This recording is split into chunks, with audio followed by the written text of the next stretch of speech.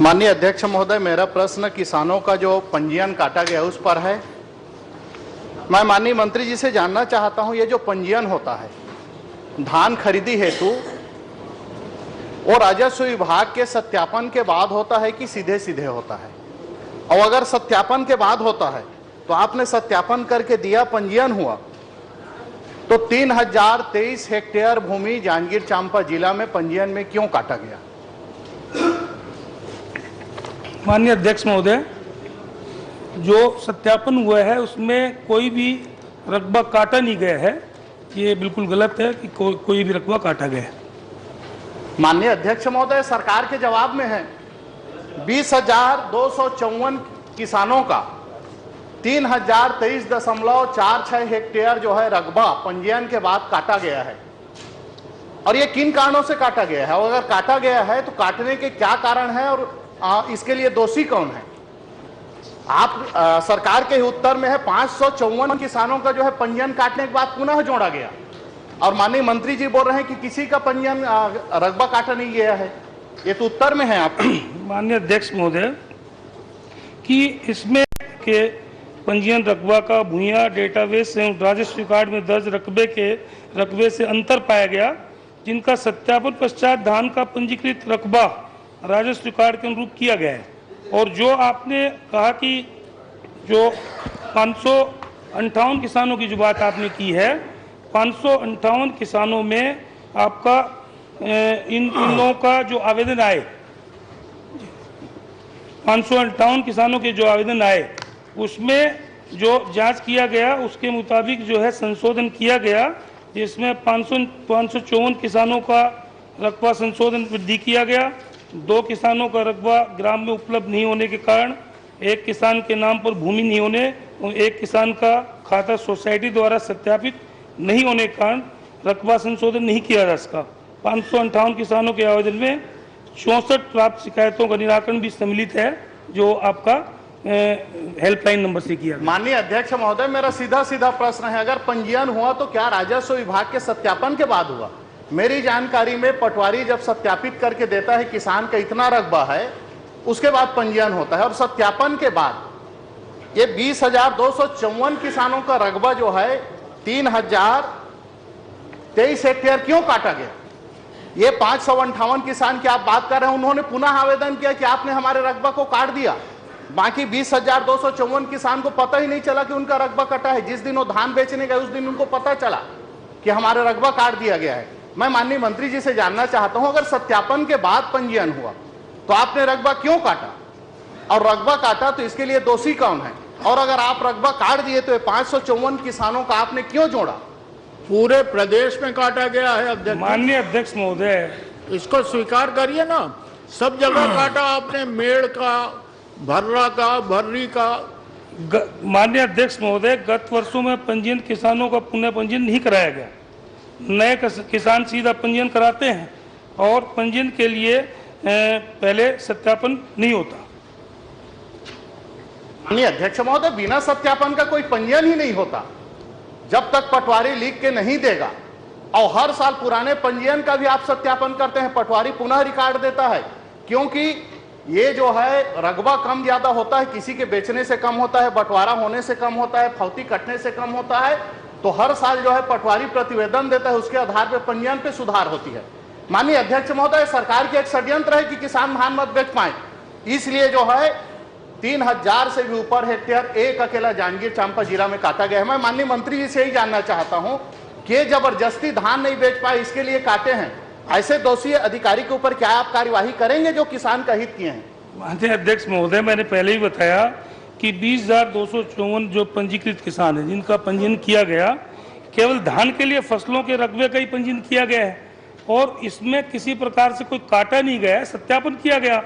और इसके साथ मैंने बताया कि 558 लोगों के जो आवेदन आए या विभिन्न माध्यमों से, हेल्पलाइन नंबर से उन्होंने जो जानकारी दी, उसके आधार पर जांच किया गया, और उसमें आपका इसमें 554 किसानों का जो है वृद्धि किया गया।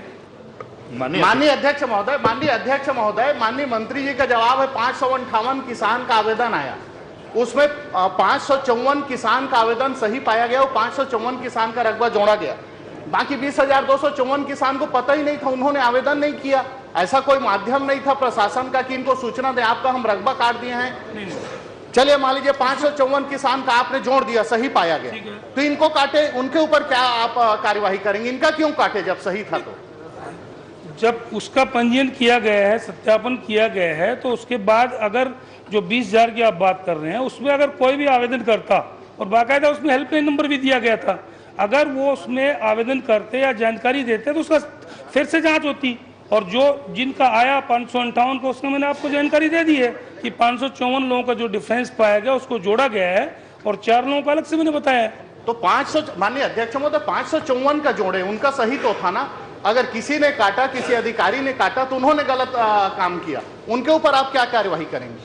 भाई 554 जो काटा है, उन्होंने आवेदन दिया, आपने सही पाया, उनका जोड़ दिया। चलिए 20,000 की हम बात नहीं करते हैं, 554 की बात करते हैं, तो उनके ऊपर क्या कार्यवाही करेंगे? जो किसान को परेशान करने के लिए तहसील में आवेदन दिए, कलेक्टर से सत्यापन होकर के आपके जो है यहाँ संचालनालय आया और यहाँ से जो है उनकी रकबा जुड़ी है। 2-2 महीना माननीय मंत्री महोदय, 2-2 महीना किसान को घूमना पड़ा।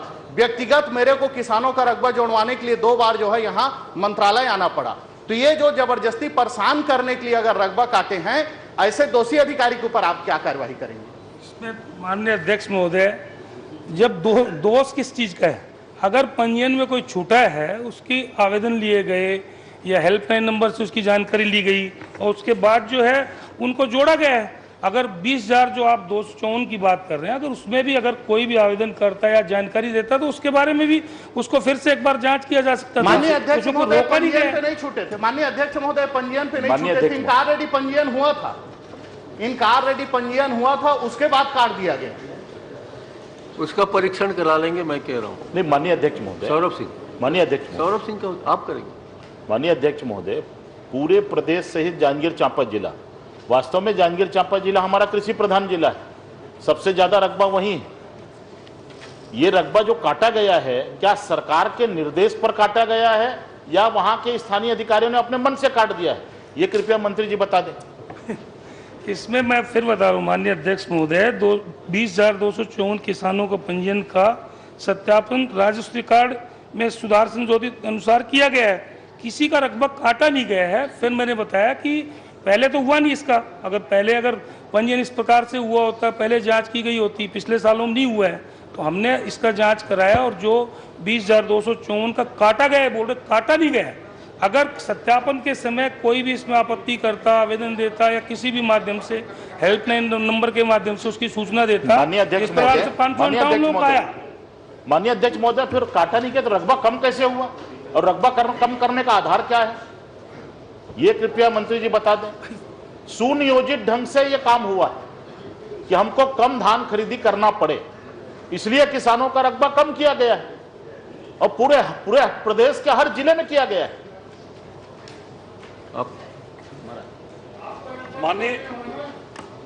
माननीय अध्यक्ष महोदय,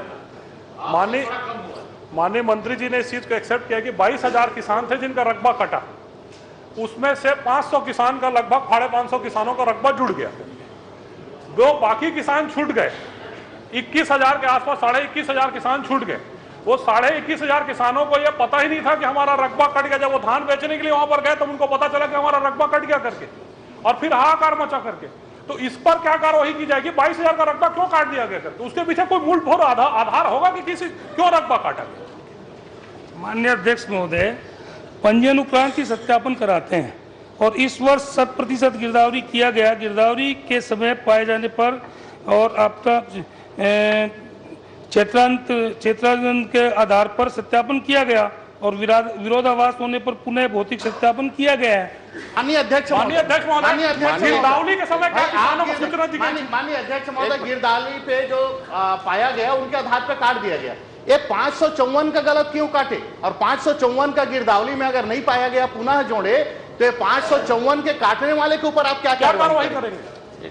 ये 554 को आपने पुनः जोड़ा, आवेदन दिए, तो मतलब आपका गिरदावरी गलत हुआ।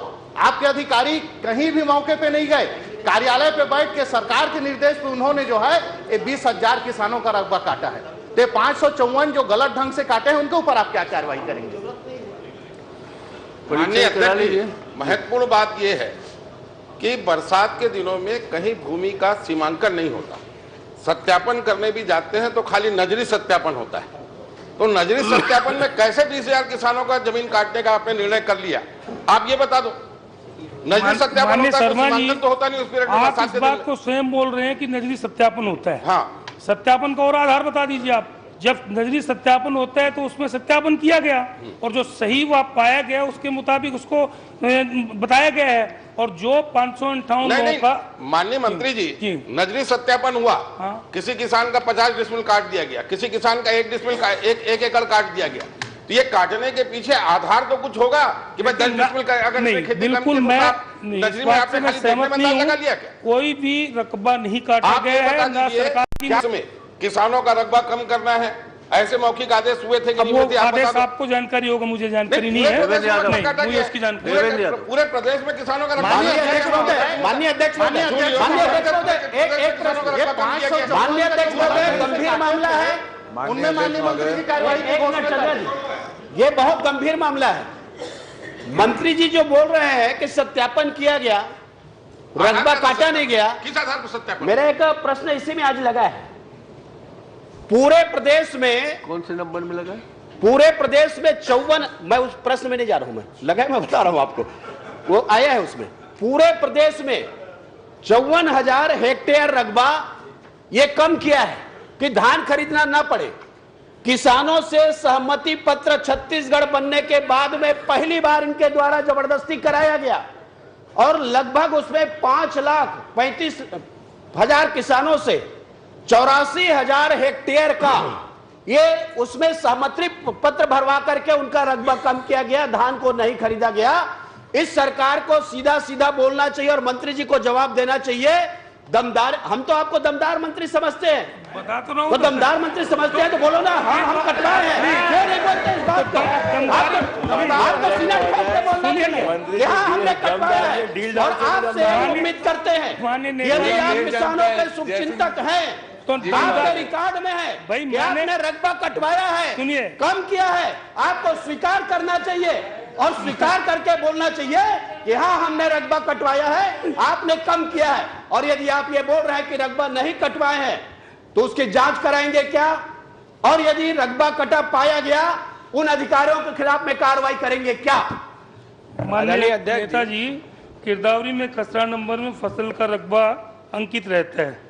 धान के रकबा का ही सत्यापन किया गया, मैं पुनः आपको बता रहा हूँ। इसमें सिर्फ धान के रकबा का सत्यापन हुआ है, अतः सर्वे नजरी नहीं वास्तविक है।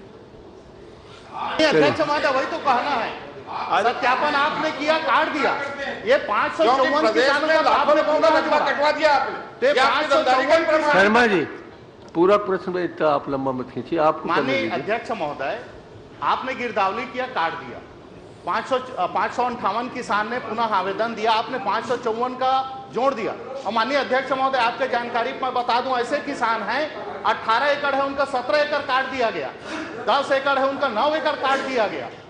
माननीय विधायक जी, मैंने कह दिया है उसका पुनः परीक्षण करा लें, उसके बाद कार्रवाई करेंगे, तो काहे परेशान हो रहे? अध्यक्ष जी, उसमें समय सीमा निर्धारित कर दें कि कितने दिन परीक्षण, कितने दिन के अंदर परीक्षण करा लेंगे और कितने दिन के अंदर जवाब दे देंगे। जानकारी का मामला है।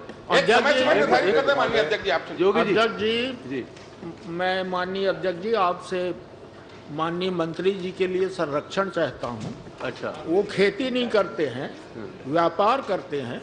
अब इतना क्लिष्ट खेती के बारे में आप पूछेंगे कौन से खसरा में, कौन से कॉलम में क्या होता है, ये ज्यादती हो रही है। अध्यक्ष महोदय, इसको समाप्त करिए। दूसरा अध्यक्ष महोदय, पहली बार तो गिरदावरी हुई, जोगी जी, अब गिरदावरी शुद्ध रूप से मेरे परिवार के लोग किसान रहे हैं और मैं स्कूल के टाइम से राजनीति में हूँ, आपको मालूम है अच्छे से। तो और उसके बाद भी मेरी किसानी की जमीन भी, ऐसा नहीं है कि नहीं। और किसानों के बारे में मैं सब चीज समझता भी हूँ, जानता भी हूँ। और दूसरी चीज, मंत्री जी, आपकी किसानी की जमीन है, हाँ? आपका रकबा कितना कम हुआ? मैं तो यहाँ सेवा कर रहा हूँ तो किसानी नहीं कर पा रहा हूँ ना, इसलिए मैंने वही बताया आपको। दूसरी चीज आपको बता दूं, 83 लाख मीट्रिक टन धान खरीदे हैं।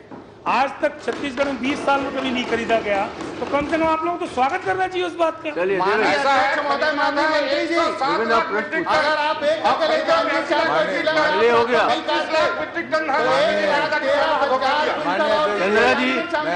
चंद्रा जी आपके प्रश्न पे 15 मिनट मैंने समय दिया, देख लीजिए। माननीय अध्यक्ष जी, मैं आपके माध्यम से माननीय मंत्री जी से ये जानना चाहता हूँ, वन अधिकार पट्टाधारियों की भूमि उक्त प्रकरण में निरस्त की गई है क्या? अगर निरस्त की गई है तो वो किस प्रयोजन के लिए निरस्त की गई है?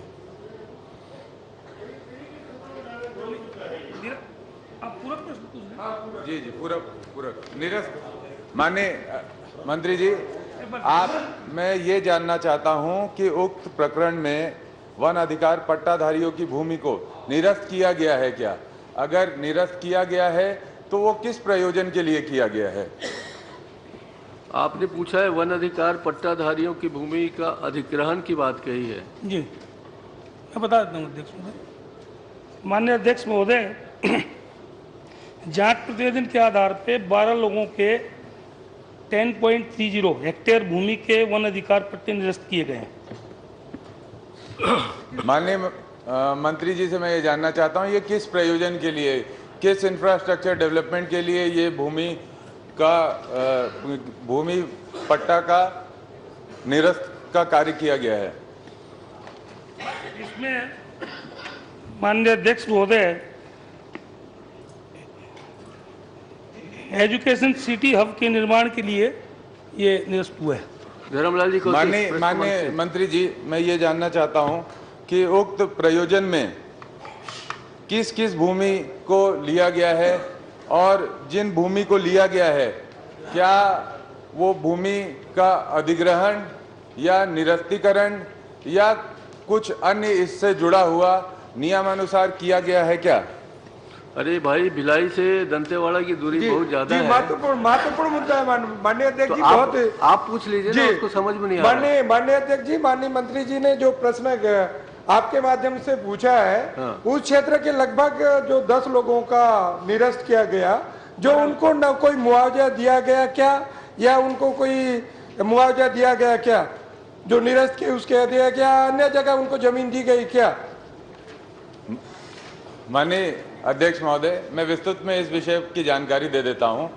उक्त विषय में बड़े पनेड़ा गांव के 10 आदिवासियों की जमीन को पहले निरस्त किया गया। निरस्त करके उसके बदले जो उनको जमीन देनी थी दूसरी जगह, वो भी नहीं दिया गया। और इसके अलावा एक उक्त ग्राम की सुश्री पाली पिता सन्नू, उनकी कुल 1.45 हेक्टेयर जमीन अधिग्रहण की गई, जिसका मुआवजा भी नहीं दिया गया उनको। और जब वो उस प्रार्थी ने उच्च न्यायालय में वो गई, वहां से जब निर्देशित किया गया, तब उस विषय में उसको जो मुआवजा देना था वो दिया गया। और वो भी मुआवजा जो दिया गया 34,25,000, वो भी खनिज मद से दिया गया, डीएमएफ के मद से दिया गया। तो मैं ये जानना चाहता हूं कि जब ये छत्तीसगढ़ की सरकार, माननीय भूपेश बघेल जी की सरकार, आज के समय जो आदिवासी हैं उनके पट्टों को देने का काम कर रही है, उनको अधिकार देने का काम कर रही है, तो ये उक्त प्रकरण जिसमें उनके साथ आदिवासियों की जमीन छीनी गई, नियम का उल्लंघन किया गया, साथ ही साथ इसमें जो बड़े छोटे झाड़ जंगल होते हैं उसकी भी 17 हेक्टेयर जमीन को अधिकृत किया गया। तो ये उक्त जो प्रकरण है, इसके बारे में राज्यपाल के पास भी शिकायत किया गया है। तो मैं माननीय मंत्री जी से जानना चाहता हूं कि उक्त प्रकरण की ये संपूर्ण जांच करेंगे क्या? जांच के लिए विधानसभा की कोई समिति का गठन करेंगे क्या? और उस समय कौन ऐसा अधिकारी था जिसने ये कार्य किया है, उसका नाम सदन के सामने रखेंगे क्या? माननीय अध्यक्ष महोदय, बहुत अच्छा। इसमें जो मैंने बताया कि 12 लोगों को जो जांच प्रतिवेदन के आधार पर 12 लोगों के 10.30 हेक्टेयर भूमि के वन अधिकार पट्टे निरस्त किए गए। इसमें जो पट्टे निरस्त किए गए उसमें जांच प्रतिवेदन अनुसार 4 लोगों को आपका 34,25,000 रुपया डीएमएफ फंड से दिया गया है। कुछ लोगों के पट्टे में खसरा नंबर बदल दिए गए, प्रकरण में भू अर्जन के तहत मुआवजा वितरण नहीं किया गया है। और जो आपने कहा कि छोटे झाड़ बड़े झाड़, जांच रिपोर्ट के अनुसार छोटे झाड़ बड़े झाड़ मध्य की भूमि की 17.04 हेक्टेयर भूमि एजुकेशन सिटी हब के लिए निर्माण में लिया गया है और इसकी जांच प्रक्रियाधीन है। माननीय अध्यक्ष, महत्वपूर्ण मुद्दा है। माननीय अध्यक्ष, निवेदन आपसे निवेदन है। एक मिनट, मुझे ये बता दीजिए, भू अर्जन के लिए आप डीएमएफ का पैसा खर्च कर सकते हैं क्या? भू अर्जन के लिए डीएमएफ का पैसे का उपयोग कर सकते हैं क्या, ये बता दीजिए। मेरे जानकारी के मुताबिक तो नहीं कर सकते, लेकिन इसमें हुआ है 34 लाख, ये पहले का मामला है अध्यक्ष महोदय, और इसमें 34,25,000 रुपया इसमें डीएमएफ फंड से दिया गया है। माननीय अध्यक्ष जी, नियम विरुद्ध लगातार काम हुए हैं। 12 में 4 लोगों को भी डीएमएफ से दिया, नियम विरुद्ध आपने दिया है। बाकी जो बचे 8 लोग, जिनका 12 में आपने, और सबसे बड़ी बात, नियम विरुद्ध माननीय अध्यक्ष जी ने जो प्रश्न किया है ना, आपने डीएमएफ से पैसा जारी किया है, उसके लिए दोषी कौन है और दोषी व्यक्ति के ऊपर कार्रवाई करेंगे क्या? और जो 8 लोग बचे हैं उनको जमीन देंगे या फिर उनको मुआवजा देंगे क्या?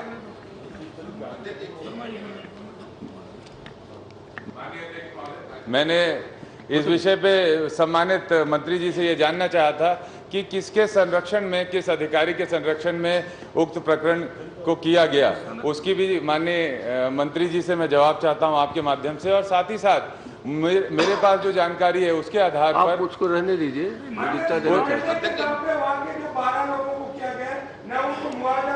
माननीय अध्यक्ष जी, प्रेस कमान टीम माननीय अध्यक्ष जी, आपके माध्यम से बहुत गंभीर मामला है। निवेदन है माननीय मंत्री जी से, माननीय अध्यक्ष जी आपके माध्यम से मंत्री जी से। चलिए, क्या प्रश्न है आप? माननीय अध्यक्ष महोदय, बहुत गंभीर मामला है, इसलिए कि हमेशा आदिवासी के साथ ऐसी होता है, कहीं से भी बेदखली करो, कहीं से भी कुछ दे दो, कहीं से कुछ करो, ये बहुत बड़े मामला है अध्यक्ष महोदय। इसलिए मंत्री जी जवाब दें और माननीय सदस्य जो पूछ रहे हैं उसकी जवाब मिलना चाहिए। माननीय अध्यक्ष महोदय, इसमें विधानसभा स्तरीय कमेटी माननीय मंत्री जी बनाएंगे क्या, मैं आपके माध्यम से जानना चाहता हूँ। ये बहुत गंभीर मामला है, लोगों के साथ अत्याचार हुआ है। मैं मंत्री जी से पूछ रहा हूँ, अगर ये मामला गंभीर है तो उसकी जांच कराएंगे? अध्यक्ष जी, माननीय अध्यक्ष महोदय, इसकी जांच चल रही है। जांच चल रही है माननीय अध्यक्ष जी। अध्यक्ष जी, ये मामला 2012 का है, 2017 में जाकर पट्टे निरस्त करने का कोई प्रावधान नहीं है। मैं आपसे कहूंगा कि मुझे वो धारा पढ़ के अधिकार है नहीं, अधिनियम अर्जन कर सकते हैं, पर पट्टा देने के बाद उसको निरस्त करने का अधिकार किस सेक्शन में है ये बताने की कृपा करें। मैंने जांच कराने के लिए बोल दिया है, मंत्री जांच करा के बता देंगे। धर्मलाल जी कौशिक। माननीय अध्यक्ष महोदय, इस विषय पर विधानसभा से पूछना चाहता हूं, अति आवश्यक है और इसमें भ्रष्टाचार किया गया है और उक्त अधिकारी जो भ्रष्टाचार किया है, धर्मलाल जी राजनीतिक संरक्षण उसको विपक्ष के द्वारा मिल रहा है आज के समय। ऐसे सैकड़ों लोगों को इस मामले में इस सरकार के द्वारा निकाल दी गई है की आवश्यकता है। माननीय अध्यक्ष, आप हो गया, जांच करा लीजिए और बता दीजिएगा। उसमें जांच प्रक्रियाधीन है और उसके बाद भी अगर ऐसा लगता है कि जांच पे, अगर पहले जो जांच शुरू हुई है उस पे अगर ऐसा सेंटर बना है, माननीय अध्यक्ष जी, जिस विषय में बात हो रही है उस स्थान पे छत्तीसगढ़ के लिए गौरव की बात है। जवांगा जैसा एजुकेशन सेंटर बना है, वो एक एजुकेशन हब बन के तैयार हुआ है और राज्य शासन को यह अधिकार है कि अगर वो कोई पट्टा देती है तो उस पट्टा को निरस्त भी कर सकती है, दूसरी जगह पट्टा दे सकती है। खाली राजनीति करने के लिए प्रश्न किया जा रहा है। दूसरे जगह जमीन दे, माननीय अध्यक्ष, हम उनकी बात करते हैं जो नियम कानून और कायदे की बात करें। अपने भ्रष्टाचार को छुपाने के लिए, अपने गलत कार्य को छुपाने के लिए कहीं न कहीं एजुकेशन हब का नाम लिया जा रहा है। हम तो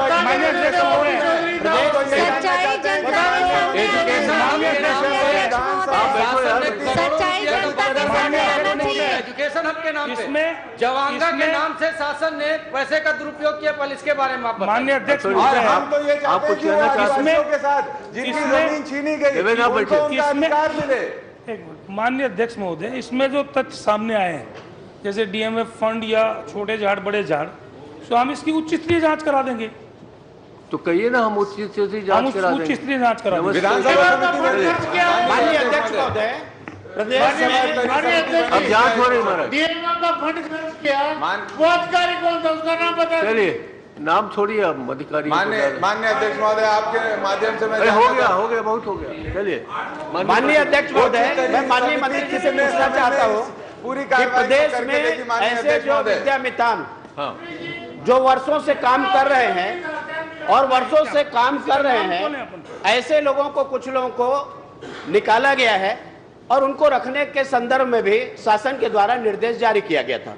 मैं माननीय मंत्री जी से आपके माध्यम से पूछना चाहता हूं कि विद्यामितान जो कार्य कर रहे थे, ऐसे रिक्त पदों पर अतिथि शिक्षक के रूप में प्राथमिकता के आधार पर उनको रखने का जो आदेश जारी किया गया है, उसमें क्या क्या शर्तें हैं और क्या जारी हुआ है, कैसे रखेंगे, माननीय मंत्री महोदय बताने का कष्ट करें।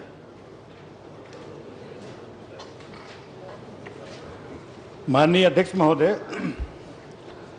और शासकीय शालाओं में अध्यापन हेतु अतिथि शिक्षकों की व्यवस्था करने के संबंध में जो दिशा निर्देश जारी किए गए हैं, उसके अनुसार अतिथि शिक्षकों की शैक्षणिक व्यवस्था हेतु जो मापदंड जो तय किए गए हैं, तो यह व्यवस्था शाला प्रबंध समिति, शाला विकास समिति के द्वारा की जाएगी और रिक्त पदों पर विज्ञापन जिला शिक्षा अधिकारी द्वारा किया जाएगा। संबंधित विषयों की द्वितीय श्रेणी, स्नातकोत्तर उपाधि और बीएड ये होना चाहिए। उसके पश्चात अतिथि शिक्षकों की चयन में जो प्राथमिकता होगी वो राजस्व जिला के जो आवेदक होंगे उनको होगी, और जिले में अगर उम्मीदवार अगर न उपलब्ध हो तो दूसरी प्राथमिकता राजस्व संभाग को दी जाएगी, और अगर वहाँ भी नहीं मिलते हैं तो संभाग के बाहर से भी उनको लेने की उसमें छूट रहेगी।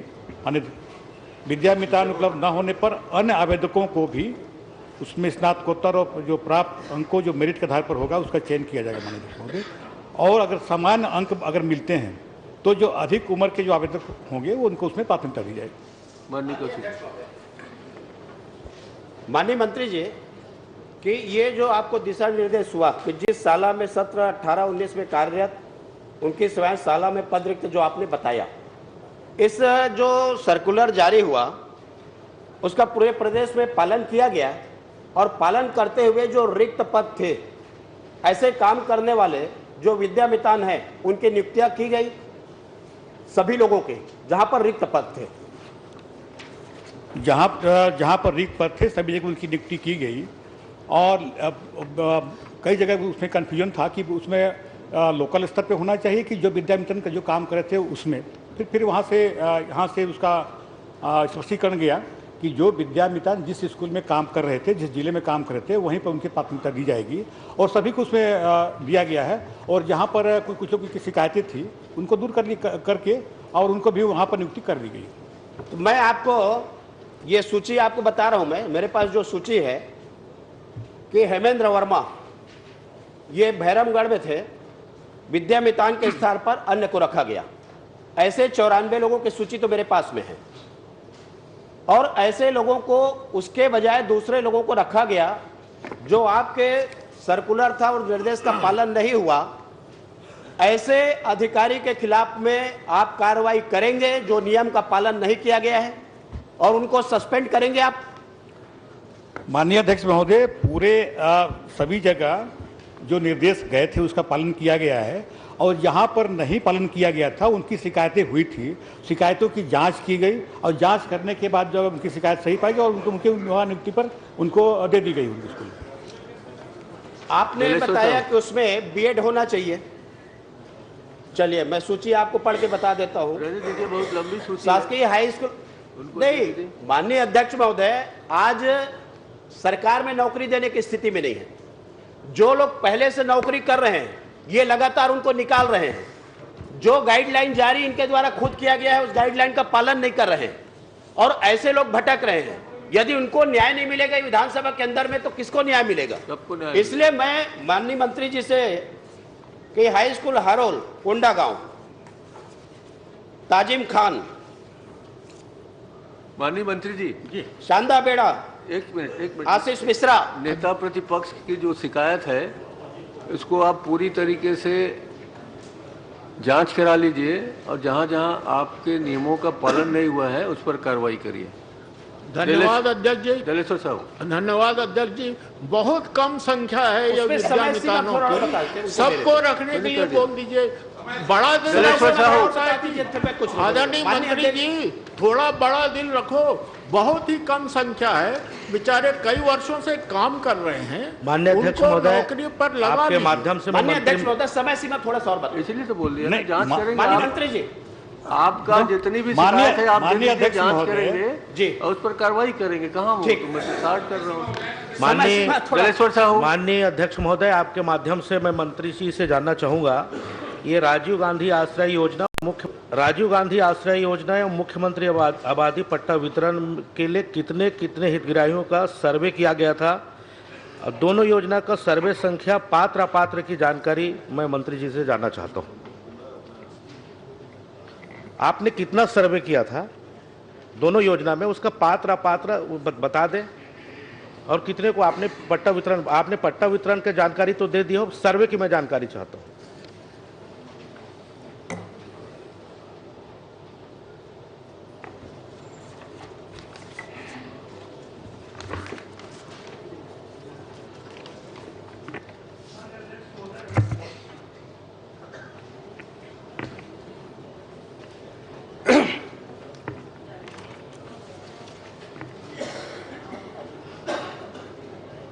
इसमें 651 हितग्राहियों को मुख्यमंत्री आबादी पट्टा वितरण किया गया। 468 हितग्राहियों का राजीव आश्रय योजना के तहत पट्टा वितरण किया गया।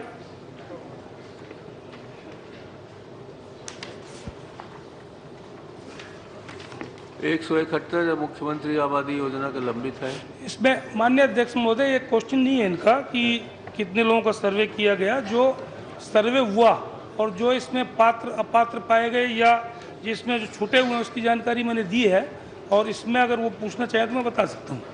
अध्यक्ष महोदय, मैं मतलब आपने सर्वे के 100 सर्वे किए होंगे तो 50 बांटे होंगे, मैंने कितना सर्वे किए हैं मैं वो जानना चाहूँ। तो मेरे पास पूरा सूची है बहुत सारे लोगों का, पर आपने वितरण कम संख्या में किया है, उसका कारण तो वही अपात्र पात्र की जानकारी हो तो मंत्री बता दीजिए। माननीय, आप सूची लेके मंत्री जी के यहाँ चले जाइएगा कक्ष में, उनकी जानकारी। मैं दूसरा अध्यक्ष महोदय, अध्यक्ष महोदय, एक दूसरा क्वेश्चन सर। माननीय मुख्यमंत्री आबादी वितरण और राजीव गांधी लंबित हितग्राहियों की सूची कब तक वितरण कर देंगे और छोटे हितग्राहियों के पुनः सर्वे कब तक कराएंगे, मैं ये जानना चाहूँ। माननीय अध्यक्ष महोदय, इसमें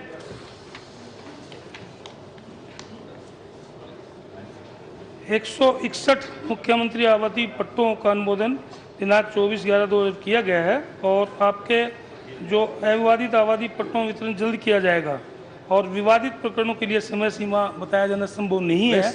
और जो आप सर्वे की बात कर रहे हैं, तो अगर कोई भी छूटे होंगे तो बता दें, हम अलग से सर्वे। मैं अध्यक्ष मतलब मेरे को समय सीमा बता दीजिएगा, मैं आप एक महीना के अंदर करा देंगे। Thank you. विद्यावत सिंह जी अनुपस्थित। रेखचंद जैन। माननीय अध्यक्ष महोदय, आपके माध्यम से माननीय मंत्री जी से मैं ये जानना चाहता हूँ कि शिक्षा का अधिकार अधिनियम 2010 में 6 से 14 वर्ष की आयु के बच्चों को निःशुल्क शिक्षा का प्रावधान है। इसके बावजूद इस अधिनियम के अंतर्गत नर्सरी की कक्षाओं में 3 साल के बच्चों को भी एडमिशन दिया जा रहा है। इस एक्ट के मूल प्रावधान से हटकर ऐसा कब से और क्यों किया जा रहा है? माननीय मंत्री जी। माननीय अध्यक्ष महोदय, आरटी के तहत जो शालाओं में जो प्रवेश दिया जाता है वो क्लास 1 से लेके 8वीं तक क्लास, लेकिन इसमें किसी प्रकार की शिकायत माननीय अध्यक्ष जब मुझे नहीं मिला है, और कहीं शिकायत होगी तो उसकी हम जांच करा लेंगे माननीय अध्यक्ष। और कुछ जी? माननीय अध्यक्ष महोदय, मैं मंत्री जी से जानना चाहता हूं कि जिला स्तर पर शुल्क भुगतान का परीक्षण करने की क्या व्यवस्था है? माननीय अध्यक्ष महोदय, जो गाइडलाइन जो उसमें गया हुआ है, किससे भुगतान? शुल्क भुगतान, जिला स्तर पर शुल्क भुगतान की कोई व्यवस्था है? माननीय अध्यक्ष महोदय, जो गाइडलाइन है उसके अनुसार से प्राथमिक शालाओं में 7,000 प्रति वर्ष उसकी जो फीस होती है वो उनको दिया जाता है। अपर प्राथमिक में 11,400 और प्राथमिक स्तर पर जो पाठ्य पुस्तक के लिए 250 रुपये उनको दिया जाता है साल में, और पूर्व माध्यमिक को 4,450 रुपया और गणवेश के लिए 540 रुपया इनको। और जो स्कूल में जितना निर्धारित फीस है तो वहाँ उसके एक्चुअल जो फीस लिया जाता है उसको उसमें हम लोग देते हैं, और जहाँ की फीस जिस स्कूल की अधिक है वहाँ पर जो हमारे निर्धारित जो मापदंड है उतना ही फीस उनको हम लोग स्कूल को देते हैं। मानिए धर्मजीत सिंह जी। अध्यक्ष महोदय, एक प्रश्न और पूछना चाह रहा हूं मैं। माननीय मंत्री जी, जब प्रत्येक बच्चे के लिए 7,000 रुपये की शुल्क निर्धारित है तो कुछ ऐसी स्कूलें जहां का वार्षिक शुल्क 3,500 रुपये 4,000 रुपये है उनको भी 7,000 रुपये का भुगतान किया गया है। क्या ये भुगतान की कार्रवाई सही है? अगर गलत है तो जो इसमें दोषी है उसके खिलाफ क्या कार्रवाई की जाएगी?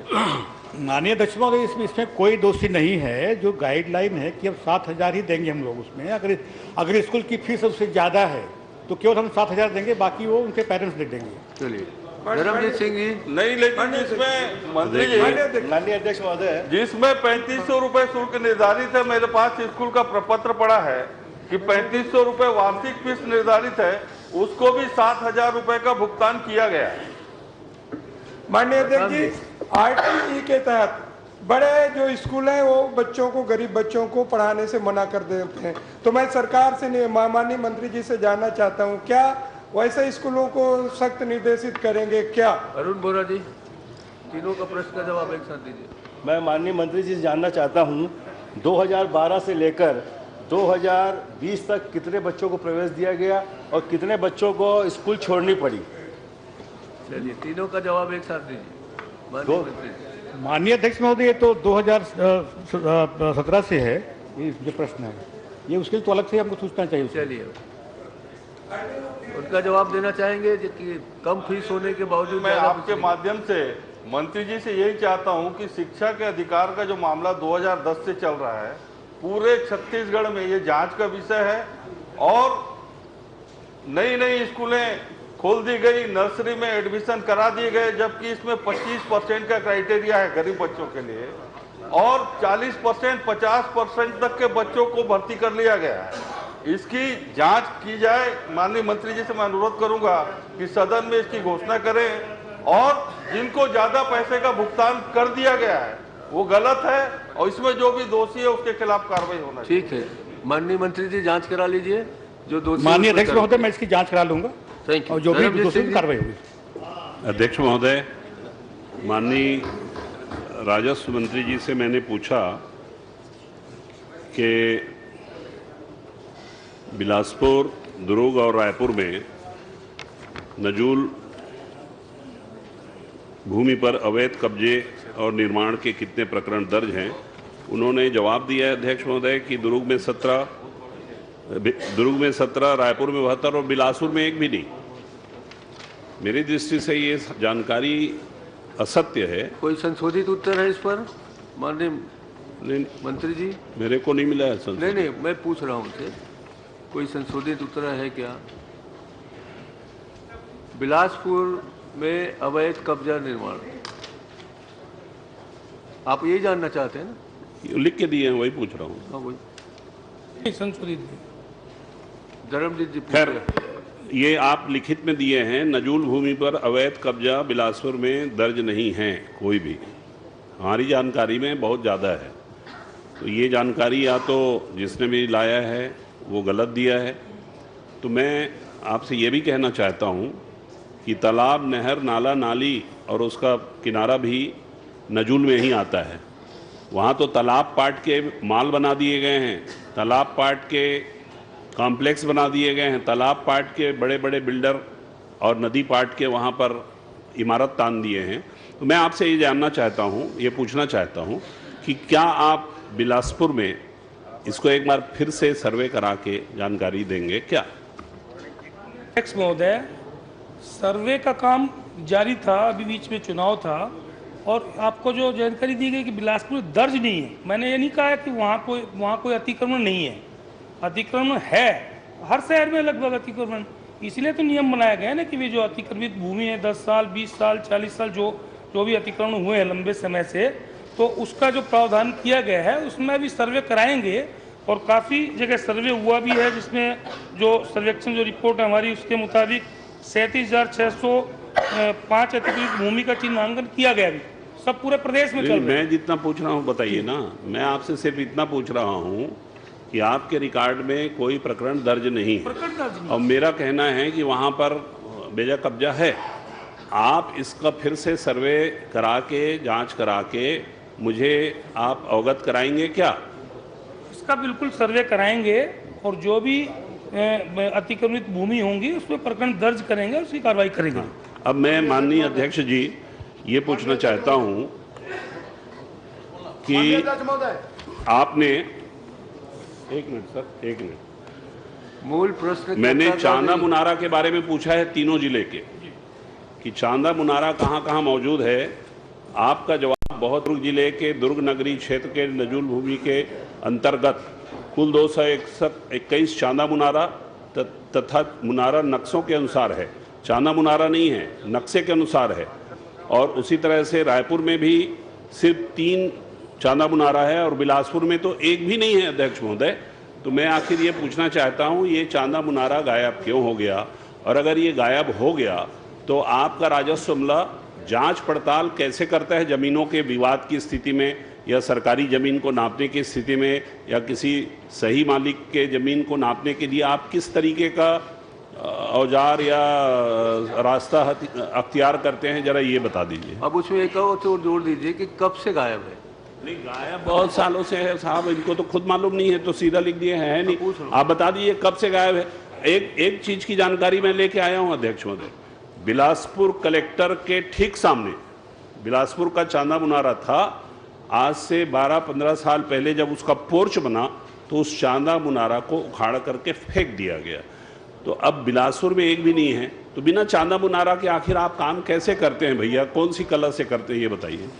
माननीय अध्यक्ष महोदय, जो सीमांकन का कार्य किया जाता है तो इसमें रेफरेंस पॉइंट की आवश्यकता होती है।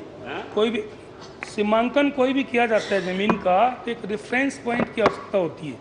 कोई भी रेफरेंस होगा उसके आधार पर करते हैं। तो रेफरेंस पॉइंट की आवश्यकता के अनुसार रेफरेंस पॉइंट का मतलब ऐसा बिंदु जो नक्शे मौके पर चिन्हांकित है तथा उस बिंदु को लेकर किसी प्रकार का विवाद नहीं है।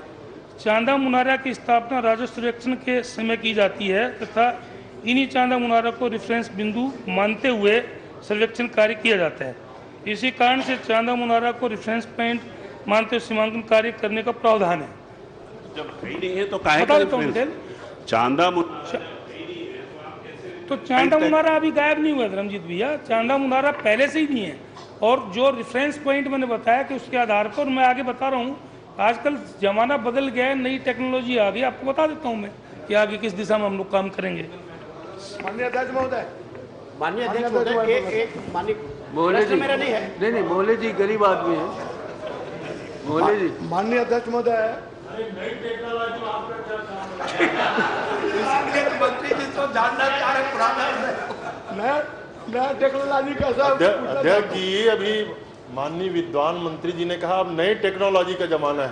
हमारे मामा का आप क्या काम बताइए जरा। मेरा काम है ना वही उसी टेक्नोलॉजी का मुझे उपयोग भी करना है। चलिए मोहल्ले जी, टेक्नोलॉजी का ज्ञान इनको जितना है, टेक्नोलॉजी का ज्ञान इनको जितना किसी को नहीं है। इनसे पूछे इनके कितने पुत्र पुत्रियां हैं।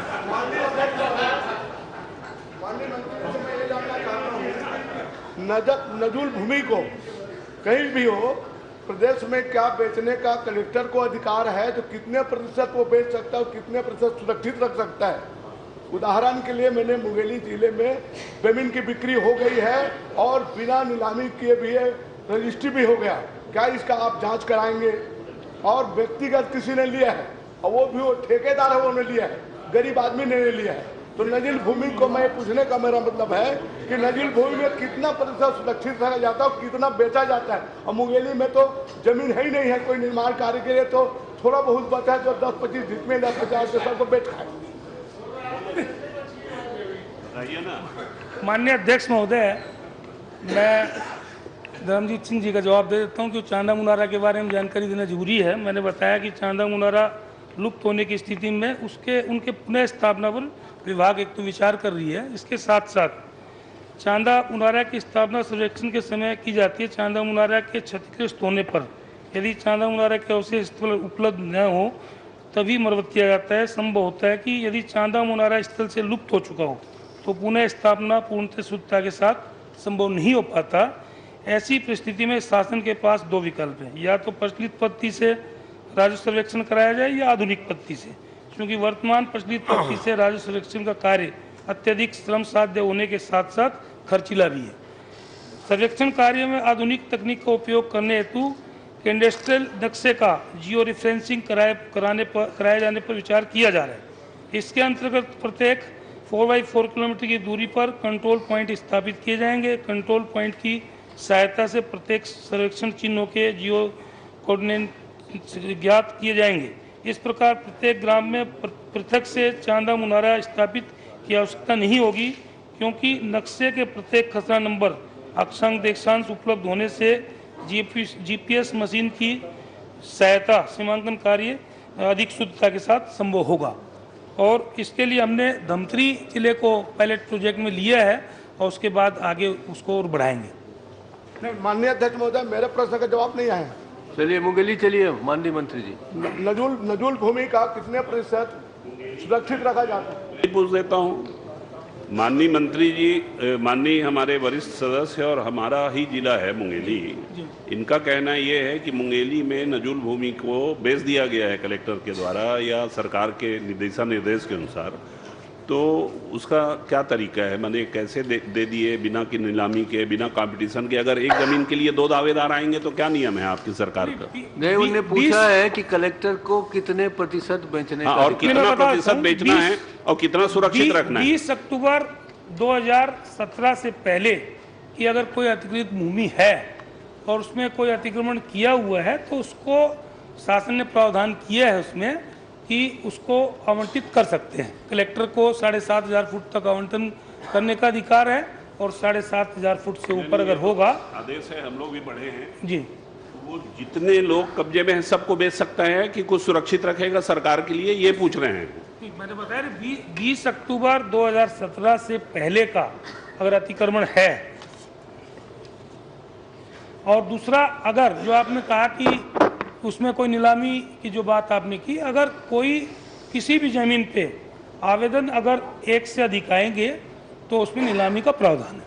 माननीय अध्यक्ष महोदय, एक ही आवेदन आया, उसको स्वीकृति दी गई और वहाँ सुरक्षित भूमि ही नहीं है, दूसरा रिक्त भूमि है, उसको मतलब एक ही आवेदन में बेचा गया है और किसी का कब्जा ही नहीं था।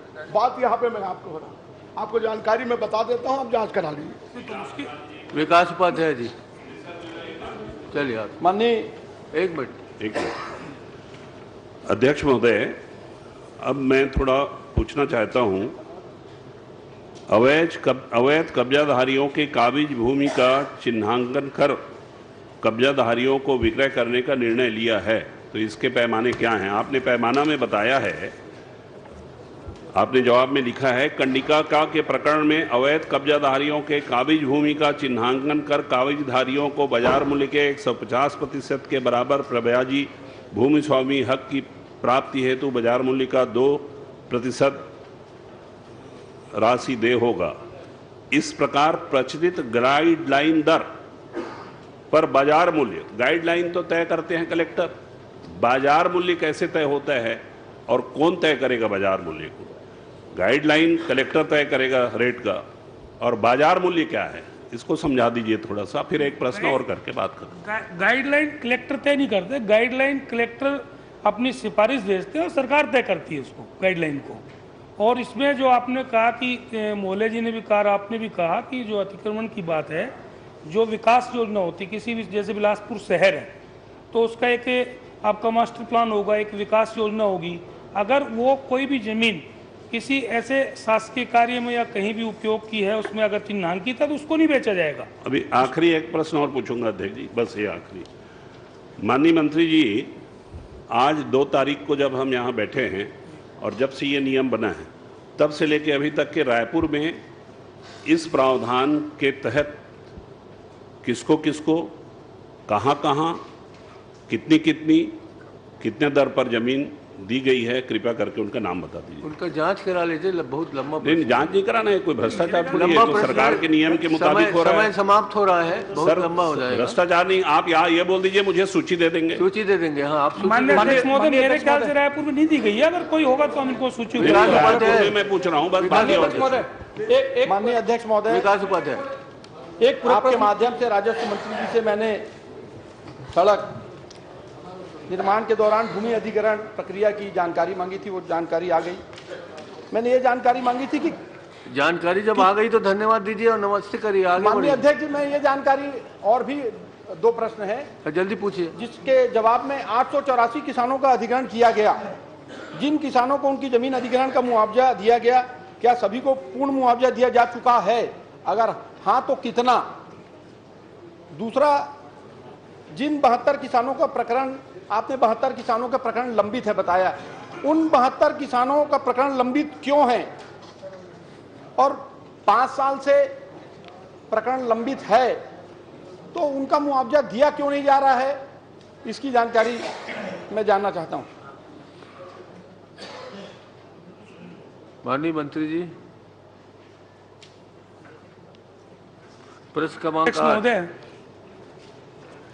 जिन किसानों की भूमि अधिग्रहण किया गया है उनका जो मुआवजा दिया गया, बाकी जो भी नहीं दिया गया तो लेने नहीं आया उसको, क्योंकि उसके लिए उनको थोड़ा सा प्रयास उनको भी करना चाहिए, या को छोड़ के बाकी का मुआवजा हम लोग देने को तैयार हैं, बिल्कुल जमा है पैसा। इन 72 किसानों को प्रकरण कब से लंबित है और कितना मुआवजा राशि इनको देना है? क्योंकि जिसकी जमीन अधिग्रहण हुई है, कोई किसान है, उसकी पूरी जमीन चले गई तो उस पैसे, अगर उसको मुआवजा मिल जाता तो अपने बच्चे को रोजगार लगाता, मकान बनाता, दुकान बनाता। आज की स्थिति है कि उनको पैसा तो मिला नहीं, वो 72 लोग आज परेशान घूम रहे हैं। उनको जो लोगों ने मुआवजा तय किया, या उस समय जो लोग अधिकारी वहां थे, किस कारणवश उन 72 लोगों को इन 884 लोगों में छोड़ा गया, मैं आपसे जानना चाहता हूं। माननीय अध्यक्ष महोदय, बहुत से लोग इसमें हाईकोर्ट भी गए हैं ज्यादा मुआवजा के लिए, कुछ लोग हाईकोर्ट गए हैं, कुछ लोग लेने नहीं आए। जो भी विवादित को छोड़ के बाकी का मुआवजा मैंने बताया कि देने के लिए तैयार सरकार, उसमें कोई बात ही नहीं है। चंदन कश्यप, प्रश्न क्रमांक 9। माननीय अध्यक्ष महोदय, मेरा प्रश्न है, विधानसभा नारायणपुर के अबूझमाड़ सर्वे पूरा न होने के कारण शासन द्वारा लागू योजनाएं जैसे प्रधानमंत्री किसान सम्मान निधि योजना, किसान क्रेडिट कार्ड, प्रधानमंत्री आवास योजना, बैंक लोन, धान मक्का को समर्थन मूल्य पर बेचने की, निवास जाति प्रमाण पत्र बनाने में काफ़ी समस्या उत्पन्न हो रही, इस पर कैसे दूर करेंगे? आपका प्रश्न स्पष्ट नहीं है, फिर से पूछिए कि आप क्या चाहते हैं स्पष्ट रूप से। मैं अबूझमाड़ सर्वे पूरा न होने के समस्याओं के बारे में जानना चाहता हूँ। जैसे वहाँ निवासरत लोगों को शासन द्वारा जो लागू योजनाएं हैं, जैसे प्रधानमंत्री किसान सम्मान निधि योजना, किसान क्रेडिट कार्ड, प्रधानमंत्री आवास योजना, बैंक लोन, मक्का धान समर्थन मूल्य पर बेचने, जाति निवास प्रमाण पत्र बनाने में काफ़ी समस्याएं हो रही है। इन समस्याओं को कैसे दूर करेंगे?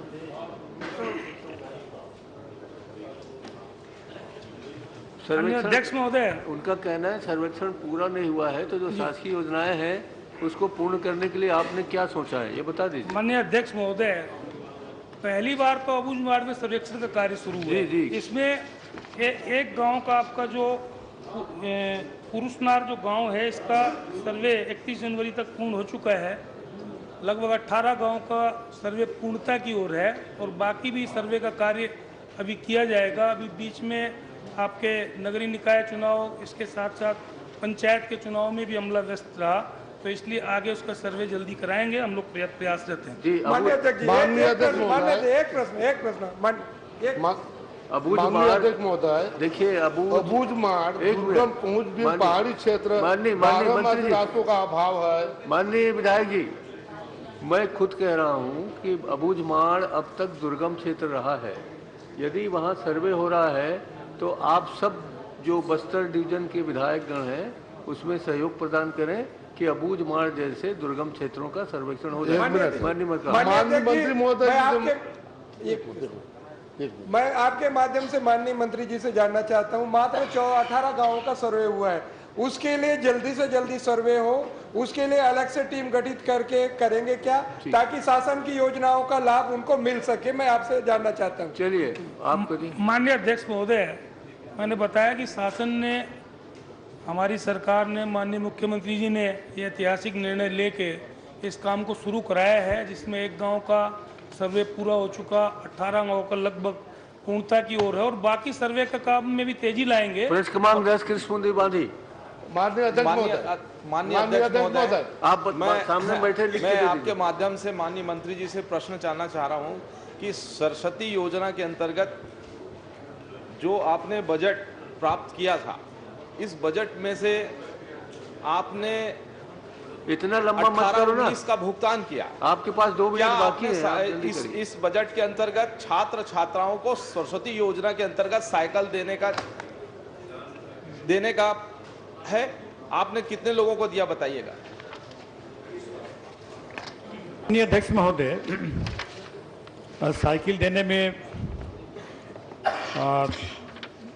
थोड़ा देरी हुई है और उसका कारण माननीय अध्यक्ष महोदय ये है कि सरकार बनने के बाद तो 6-7 महीने तो आपका ये आचार संहिता में रहा, उसमें लोकसभा का, फिर आपका नगरीय निकाय का चुनाव का, उसका तो उसमें थोड़ा विलम्ब हुआ है, लेकिन ये प्रक्रिया हमने शुरू कर दिया है और जल्द ही इसकी हम वितरण करने की कार्रवाई करेंगे माननीय अध्यक्ष महोदय।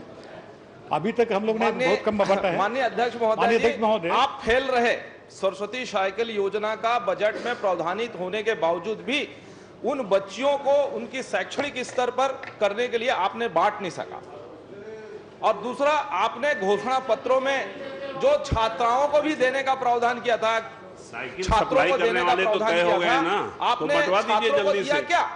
छात्रों को अपने घोषणा पत्र के अनुसार छात्रों को भी आपने सरस्वती साइकिल योजना का लाभ दिया क्या? माननीय मंत्री जी, 1 मिनट, मनोरंजनाधिपति साहब, दोनों को एक साथ दे देंगे उत्तर। माननीय अध्यक्ष महोदय जी, समय नहीं है, जल्दी करिए। माननीय अध्यक्ष महोदय जी, जिस प्रकार एक साथ देंगे बालिकाओं की शिक्षा को, अरे दोनों का जवाब एक साथ दे देंगे, समय नहीं है, इसलिए क्या बोले बता दीजिए। नहीं क्या फिर से नेताजी नए सदस्य बोलना चाह रहे हैं, उनको बोलने से भी मना कर रहे हैं आप। प्रश्न कोई महिला सदस्य है आपकी, नए सदस्य प्रश्न फिर से पूछ लें। आप पूरे तरीके से खेल रहे चाहते उसको आनंद फानन में अभी भ्रष्टाचार करेंगे और भ्रष्टाचार करने के लिए पैसा को रोक के रखा गया है। ये बहुत खेद का विषय है। नहीं, माननीय अध्यक्ष महोदय, कोई भ्रष्टाचार इसमें नहीं हुआ, ना किसी को रोक के रखा गया है। मैंने कहा कि ये चुनावी फिर वितरण क्यों नहीं किया? लोकसभा के चुनाव हुए, नगरीय निकाय के चुनाव हुए, उसमें थोड़ा विलम्ब हुआ है। ये एजेंसी तय हो गई है, उन्हें तय कर दिया गया और हम लोग ने 1,74,562 साइकिल बांटना है, प्रक्रिया शुरू हो गई। माननीय अध्यक्ष महोदय, 3 जिलों में हमने वितरण कर दिया है, 3 डिस्ट्रिक्ट में, और जल्द ही इसको हम लोग कर लेंगे। प्रश्नकाल समाप्त। पत्रों का पटल पर रखा जाना। रविंद्र चौबे जी।